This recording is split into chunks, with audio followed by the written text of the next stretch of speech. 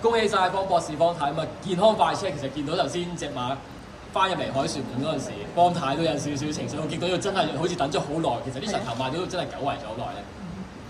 係啊，因為隻馬嘅都跑叫做舊年一季，今年有一季，咁就都跑咗十幾次啊，嗬，十幾次，咁只係贏過一次，咁就我哋當然好期望有第二次啦。但係今年咧就經過都好多場，但係咧跑第二三多啲，咁所以我哋都期望咗好耐。所以今次能夠我估計今次都贏咗1.5個至2個馬位咁上下啦。到時要睇下馬會個咧點樣，咁啊當然好高興，希望佢有更加進一步嘅機會啦。隻馬就即係其實你哋即係成日見到嘅健康快車，佢一隻點樣嘅脾氣，或者係一隻喺馬房或者出賽嗰陣時係點樣嘅馬咧？因為佢俾大家嘅印象就真係好忠心，硬係好似啲運氣只係爭少少，其實係一隻點嘅賽區嚟嘅。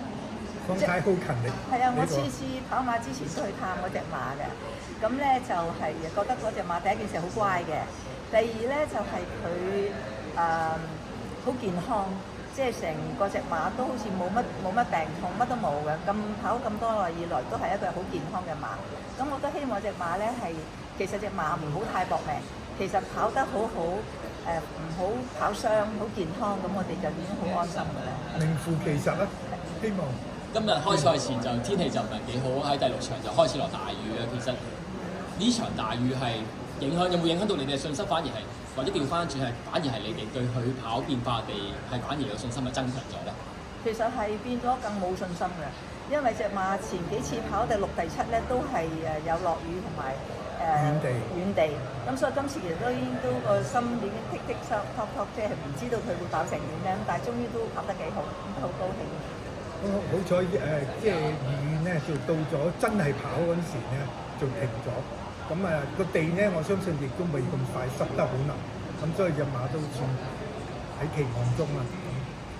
方博士同方太都係香港好資深嘅馬主啊，之前都養過好多匹好出名、好出色嘅賽區咧，同埋以健康命名咧。點解會揀健康呢2個字命名？同埋之前我記得好多匹賽區都同苗良德合作啊，咁呢匹就同蔡若合作啊，可唔可以即係同大家分享下，即係你同練馬師即係合作嘅因由係點樣咧？